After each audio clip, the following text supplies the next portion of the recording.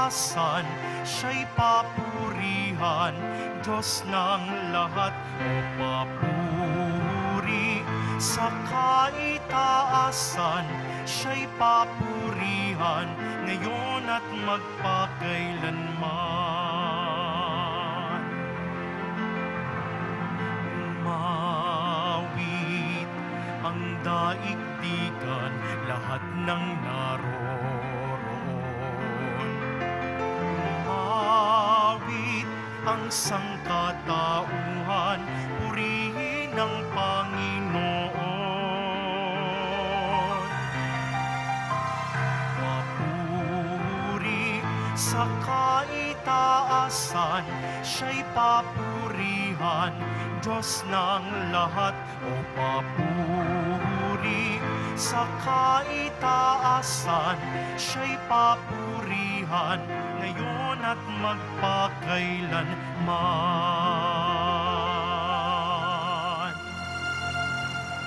Simulan natin ang ating pagdiriwang sa ngalan ng Ama at ng Anak at ng Espiritu Santo. Amen. Ang pagpapala ng ating Panginoong Hesukristo, ang pag-ibig ng Diyos Ama, at ang pakikipagkaisa ng Espiritu Santo naway sumainyong lahat. At sumaiyo rin. Mga kapatid, tinipon tayo bilang kaanib ng angka ng Diyos.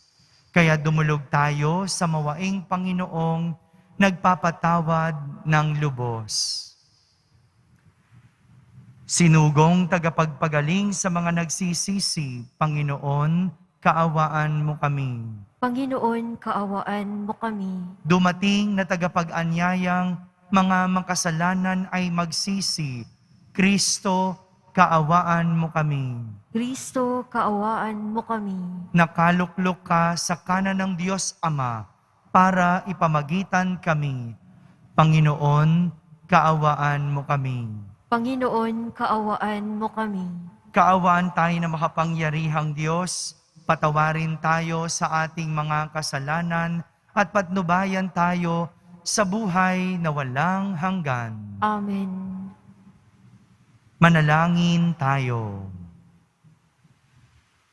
Ama naming makapangyarihan, itaguyod mo ang aming ginagampanan alinsunod sa iyong kalooban, upang sa ngalan ng anak mong mahal, kami maging marapat magkaroon ng karagdagan sa aming paggawa ng mga kabutihan.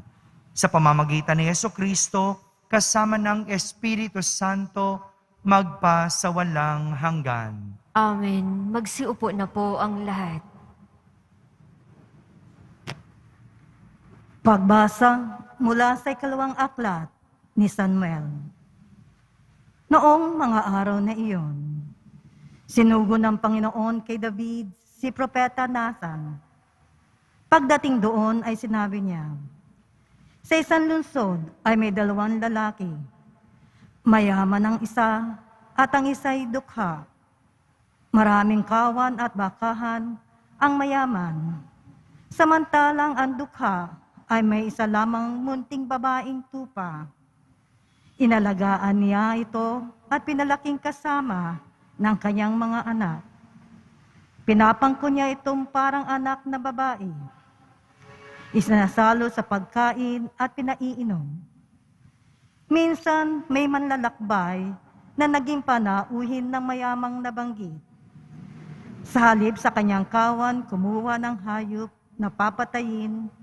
Ang kaisa-isang tupa ng dukhang yun ang kanyang kinuha, at iyon ang inihanda niya para sa kanyang panauhin. Napasigaw siya galit si David.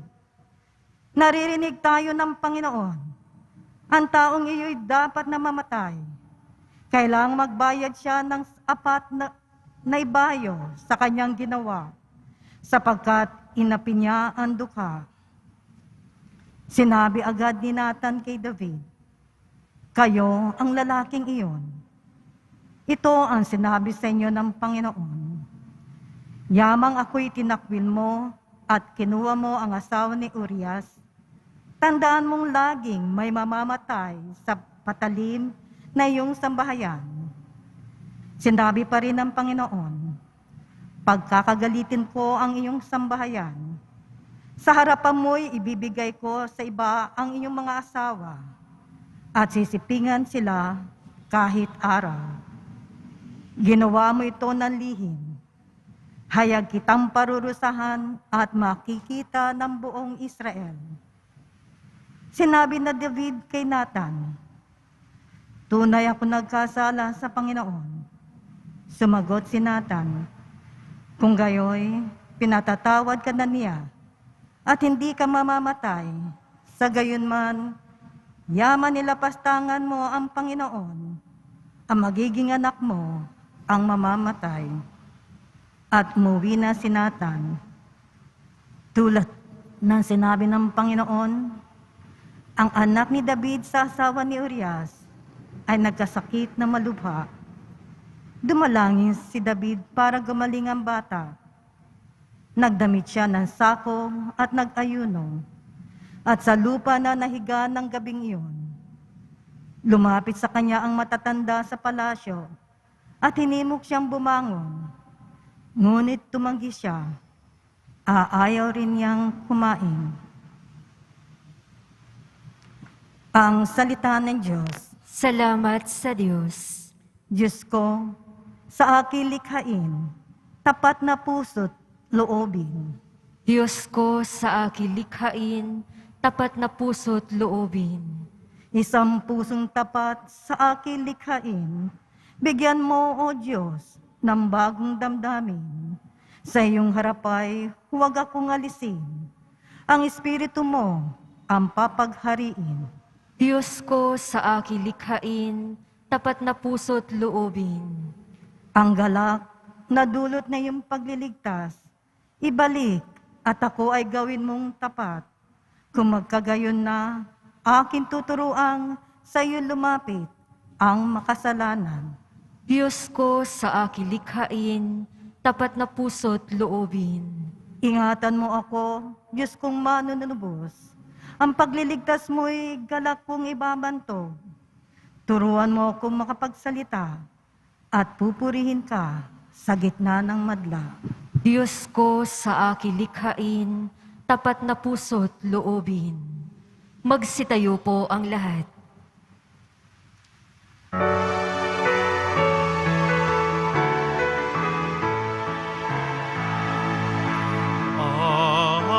Alleluia, Alleluia,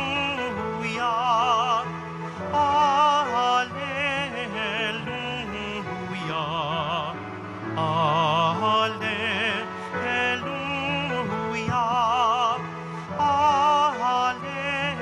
Alleluia. Kay laki ng pagmamahal ng Diyos sa sanlibutan, kaya't anak niya'y binigay. Alleluia, Alleluia, Alleluia,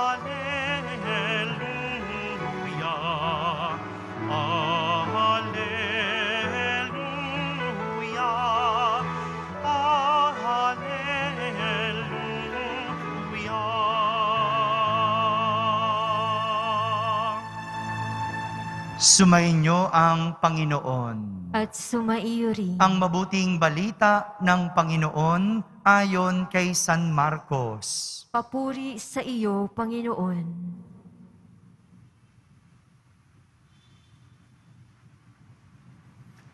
Noong araw na iyon, habang nagtatakip silim na, sinabi ni Jesus sa kanyang mga alagad, "Tumawid tayo sa ibayo." Kaya't iniwan nila ang mga tao at sumakay sa bangkang kinalululunan ni Jesus upang itawid siya. May kasabay pa silang ibang mga bangka. Dumating ang malakas na unos. Hinampas ng malalaking alon ang bangka. Ano pat halos mapuno ito ng tubig. Si Jesus na may nakahilig sa unan sa may hulihan ng bangka at natutulog. Ginising siya ng mga alagad.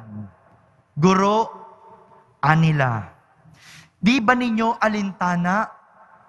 Lulubog na tayo. Bumangon si Jesus at iniutos sa hangin. Tigil. At sinabi sa dagat, tumahimik ka. Tumigil ang hangin at tumahimik ang dagat. Pagkatapos, sinabi niya sa mga alagad, bakit kayo natatakot? Wala pa ba kayong pananalig? Sinidlan sila ng matinding takot at paggilalas at nagsabi sa isa't isa, sino nga kaya ito at sinusunod maging ng hangin at ng dagat? Mga kapatid, ang mabuting balita ng Panginoon. Pinupuri ka namin, Panginoong Hesukristo. Magsiupo na po ang lahat. Isang magandang araw po sa inyong lahat. Higit ang Diyos sa anumang bagay dito sa mundo. Ito po ang tema na nais ipakita sa atin ng mga pagbasa para sa araw na ito. Higit ang Diyos sa lahat. Sa ating unang pagbasa, matapos asawahin ni Haring David ang asawa ni Urias na si Batseba, ipinadala ng Panginoon ang isang propeta kay Haring David. Sa totoo lang, malaki at matindi ang pagkakasala ni Haring David sapagkat hindi lang niya inasawa ang asawa ni Urias, kundi ipinadala niya si Urias sa matinding gera para mapatay. Kaya naman, ipinaunawa, ipinaintindi, ipinabukas ni Propeta Nathan ang isip ni Haring David sa kanyang nagawang kasalanan. Hindi lang pangangalunya ang kanyang pagkakasala, kundi pagpatay kay Urias. Kaya naman, tila nagising, tila namulat itong si Haring David sa kanyang nagawa, na siya namang ihiningi niya ng kapatawaran. Matapos magkasala ng matindi, humingi ng tawad sa Panginoon si Haring David. At dahil sa kanyang kapakumbabaan, pinatawad siya ng Panginoon. Pinatawad ng Panginoon. Samantala, sa ating ebanghelyo, kwento naman ng takot ng mga alagad ang ating narinig habang sila ay naglalayag at hinahampas ng malalaking alon.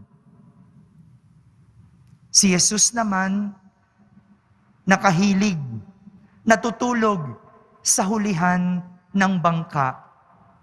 Nagpapanik yung mga alagad, natatakot yung mga alagad, samantalang si Jesus, tulog na tulog. Kaya nga, nang ginising nila si Jesus, agad namang inutusan ni Jesus ang malalaking alon na tumahimik. Mga kapatid, ganito po inilalarawan ng mga pagbasa kung paanong higit ang ating Diyos sa anumang bagay. Malaki man o mabigat ang pagkakasala, higit pa din ang awa ng Diyos. Ibig sabihin, walang kasalanang hindi niya kayang patawarin. Kung tayo lang ay magpapakumbaba at aamin. Ito yung susi, magpapakumbaba at aamin. Sigurado namang patatawarin tayo ng Diyos. Pero ang tanong, nasa atin. Ako ba? Tayo ba ay magpapakumbaba at aamin? Ganito din po sa mga unos at bagyo ng ating buhay. Gaano man kalaki o gaano man kalakas ang mga pagsubok na dumating, mas higit pa din ang Diyos sa mga ito. Kaya naman, walang hindi kayang patigilin ang Diyos. Walang hindi kayang pakalmahin at walang pagsubok na hindi niya kayang tanggalin. Kung tayo lang ay mananalig at maniniwala sa Diyos. Mga kapatid, walang duda, higit ang Diyos sa lahat. Pero matatamo lang natin, mararamdaman lang natin ang kahigitang ito kung tayo ay mananalig sa Diyos. Kaya naman, magmarka nawa ang tanong ni Jesus sa kanyang mga alagad. Naway ito ay maiwan din sa atin. Ang tanong niya, na bakit kayo natatakot? Wala pa ba kayong pananalig? Itong mga tanong na ito, hindi man natin sagutin o kayang sagutin. Ipinapahiwatig nito na walang hindi kaya ang Diyos. Kung kaya't dapat tayo ay manalig. Pananalig ang susi para sa kapatawaran ng Diyos. Pananalig din ang susi para matamo ang tulong ng Diyos. Sa lahat ng mga karanasan natin dito sa mundo, tanging ang Diyos lang ang makakatulong at makapagbibigay sa atin ng katahimikan. Wala mang solusyon sa ating problema ang kayang ibigay ng Diyos. Katahimikan at kapanatagan. Hindi naman matatapos basta-basta ang pagkakamali o pagkakasala. Hindi naman agad-agad mawawala ang problema at pagsubok. Pero ang kayang magawa ng Diyos, pakalmahin, bigyan ng kapayapaan ang ating buhay. Sa lahat ng ating mga karanasan, tanging Diyos lang nawa ang ating lapitan. Dahil higit ang Diyos sa anumang bagay dito sa mundo. Amen. Magsitayo po ang lahat. Minamahal kong mga kapatid, sinusunod maging ng hangin at alon ang anak ng Diyos. Mulat sa katotohanan ito, manalangin tayo ng may pagtitiwala para sa kapayapaan. Ating sambitin sa bawat panalangin, Panginoon, paghupain mo ang mga unos sa aming buhay. Panginoon, paghupain mo ang mga unos sa aming buhay. Ang ating simbahan, naway gabayan ng Panginoon, lalo na sa malalaking alon ng pagsubok na nagbabantang sumakop dito. Manalangin tayo. Panginoon, paghupain mo ang mga unos sa aming buhay. ang mga pinuno ng mga nagkakagulong bansa, naway walang hinawang maglingkod para sa kapayapaan at katarungan. Manalangin tayo. Panginoon, paghupain mo ang mga unos sa aming buhay.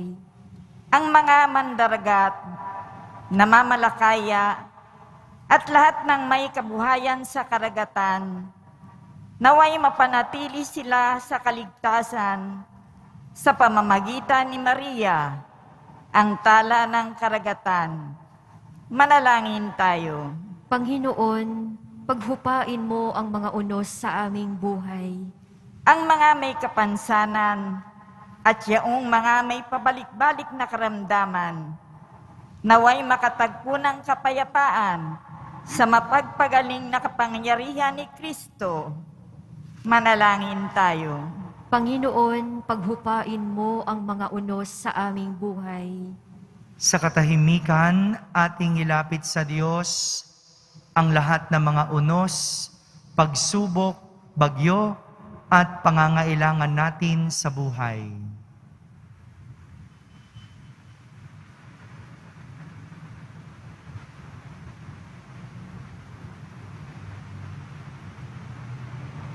Manalangin tayo.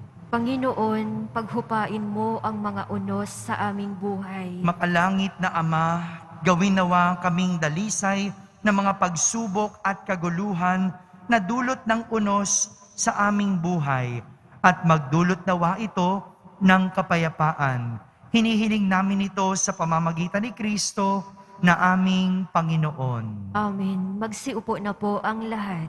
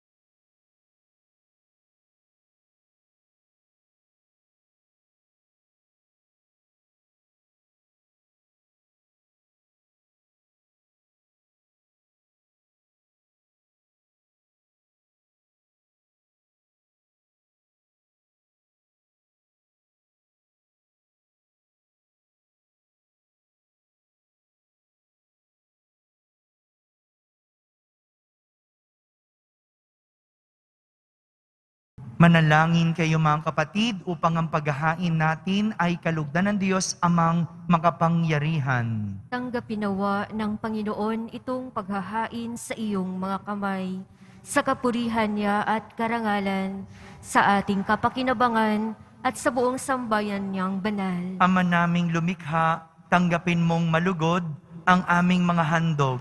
Ngayong ang kabanalan ay iyong dulot, kami sumasamo sa iyo't lumuluhog upang kaligtasay iyong ipagkaloob sa pamamagitan ni Jesucristo kasama ng Espiritu Santo magpa sa walang hanggan. Amen. Sumainyo ang Panginoon. At sumaiyo rin. Itaas sa Diyos ang inyong puso at diwa. Itinaas na namin sa Panginoon. Pasalamatan natin ang Panginoong ating Diyos. Marapat na siya ay pasalamatan. Ama naming makapangyarihan, tunay ngang marapat na ikaw ay aming pasalamatan. Sa iyong paglingap at kagandahang loob, ang tao'y nilikha mo't pinangasiwa sa sansinukob. Sa hangad mong siya'y iwastong lubos, siya'y pinagdusa mo sa kanyang pagtalikod. Sa iyong paggiliw, iyong ipinahintulot na makabalik siya sa pamamagitan ni Kristo Jesus. Kaya kaysa ng mga anghel na nagsisiawit ng papuri sa iyo nang walang humpay sa kalangitan, kami nagbubunyi sa iyong kadakilaan. Santo, Santo, Santo, Panginoong Diyos ng mga hukbo, napupuno ang langit at lupa ng kadakilaan mo, hosana sa kaitaasan. Pinagpala ang naparirito sa ngalan ng Panginoon, hosana sa kaitaasan. Magsiluhod po ang lahat.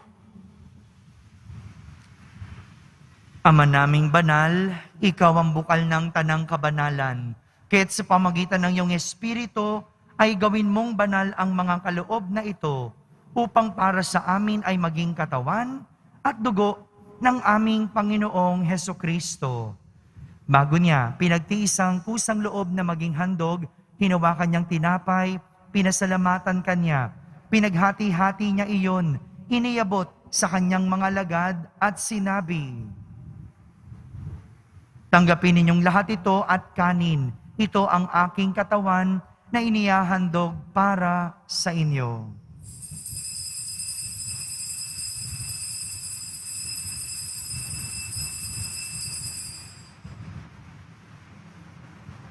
Gayon din naman, nung matapos ang hapunan, hinawakan niyang kalis, muli kanyang pinasalamatan. Iniabot niya ang kalis sa kanyang mga alagad at sinabi,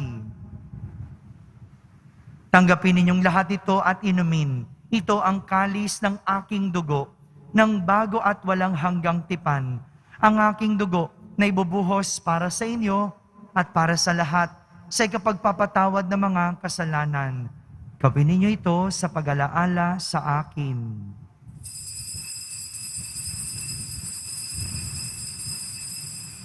Magsitayo po ang lahat. Ipagbunyi natin ang misteryo ng pananampalataya. Si Kristo ay gunitain, sarili ay inihain. Bilang pagkait inumin, pinagsasaluhan natin hanggang sa siya'y dumating. Ama, ginagawa namin ngayon ang pag-alaala sa pagkamatay at muling pagkabuhay ng iyong anak. Kaya't inaalay namin sa iyo ang tinapay na nagbibigay buhay at ang kalis na nagkakaloob ng kaligtasan. Kami nagpapasalamat dahil kami iyong minarapat na tumayo sa harap mo para maglingkod sa iyo. Isinasamo namin kaming magsasalo-salo sa katawan at dugo ni Kristo ay mabuklod sa pagkakaisa sa pamamagitan ng Espiritu Santo. Ama, lingapin mo ang iyong simbahang laganap sa buong daigdig. Puspusin mo kami sa pag-ibig, kaysa ni Francisco na aming Papa, ni Jose na aming Obispo at ng Tanang Kaparian. Alalahanin mo rin ang mga kapatid naming nahimlay na may pag-asang sila'y muling mabubuhay, gayon din ang lahat ng mga pumanaw. Kaawan mo sila at patuloyin sa iyong kaliwanagan. Kaawan mo at pagindapating kaming lahat na makasalo sa iyong buhay na walang wakas.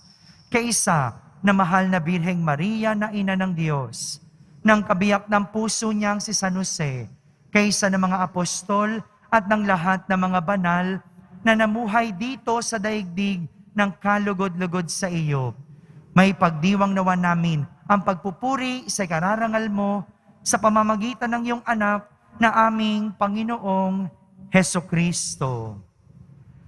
Sa pamamagitan ni Kristo, kasama niya at sa Kanya, ang lahat ng parangal at papuri ay sa iyo, Diyos Amang makapangyarihan, kasama ng Espiritu Santo, magpa sa walang hanggan. Amen.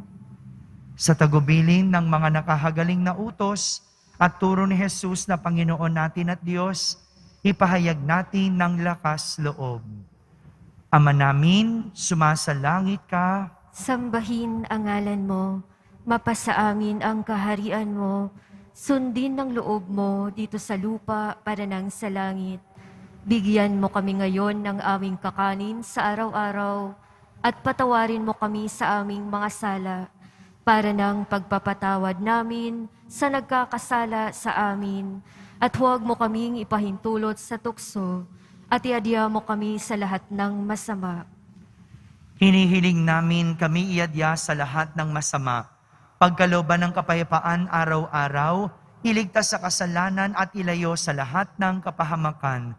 Samantalang aming pinananabikan ang dakilang araw ng pagpapahayag ng tagapagligtas naming si Hesukristo. Sapagkat iyo ang kaharian at ang kapangyarihan at ang kapurihan magpakailanman. Amen. Panginoong Hesukristo, sinabi mo sa iyong mga apostol, kapayapaan ang iniiwan ko sa inyo. Ang aking kapayapaan ang ibinibigay ko sa inyo. Tunghayan mo ang aming pananampalataya at huwag ang aming pagkakasala. Pagkalooban mo kami ng kapayapaan at pagkakaisa ayon sa iyong kalooban, kasama ng Espiritu Santo, magpa sa walang hanggan. Amen. Ang kapayapaan ng Panginoon ay laging sumainyo. At sumaiyo rin. Magbigayan kayo ng kapayapaan sa isa't isa. Kapayapaan po para sa lahat. Kordero ng Diyos na nag-aalis ng mga kasalanan ng sanlibutan, maawa ka sa amin. Kordero ng Diyos na nag-aalis ng mga kasalanan ng sanlibutan, maawa ka sa amin. Kordero ng Diyos na nag-aalis ng mga kasalanan ng sanlibutan, ipagkaloob mo sa amin ang kapayapaan. Magsiluhod po ang lahat.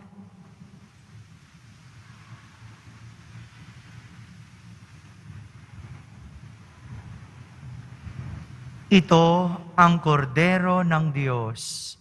Itong nag-aalis ng mga kasalanan ng sanlibutan. Mapalad ang mga inaaniyahan sa kaniyang piging.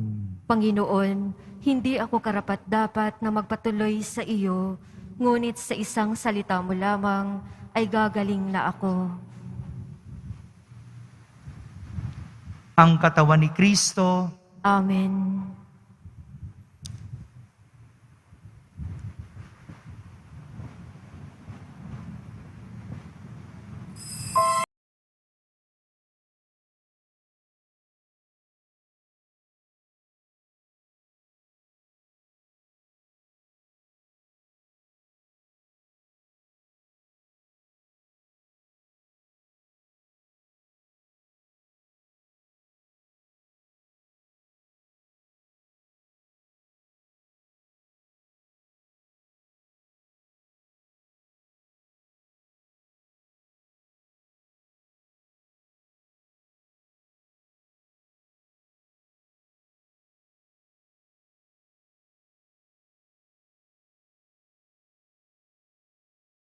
Magsitayo po ang lahat.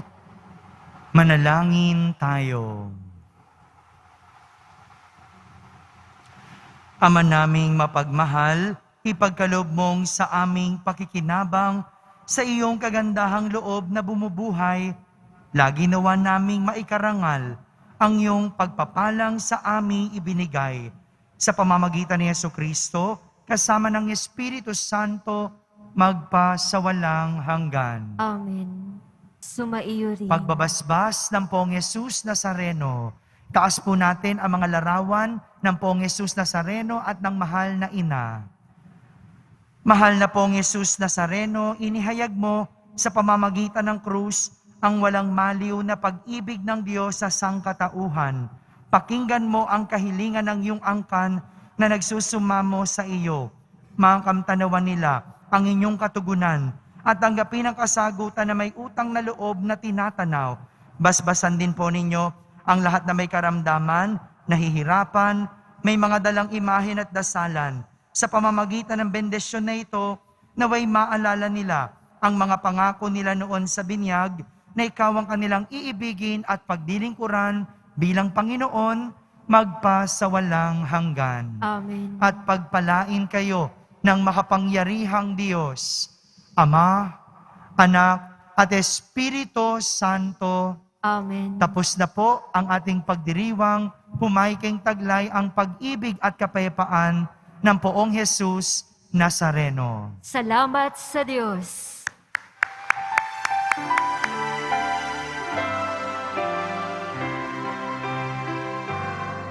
Nuestro Padre Jesus Nazareno, sinasamba ka namin. Pinipintuho ka namin.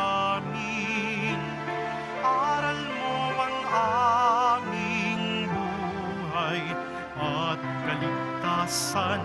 Nuestro Padre Jesus Nazareno, iligtas mo kami sa kasalanan. Ang krus mong kinamatayan ay sagisag ng aming kaligtasan. kaligtasan. Nuestro Padre Jesus Nazareno, dinarangal ka na amin. Nuestro Padre Jesus Nazareno, nilulwalhati ka namin. Nuestro Padre Jesus Nazareno,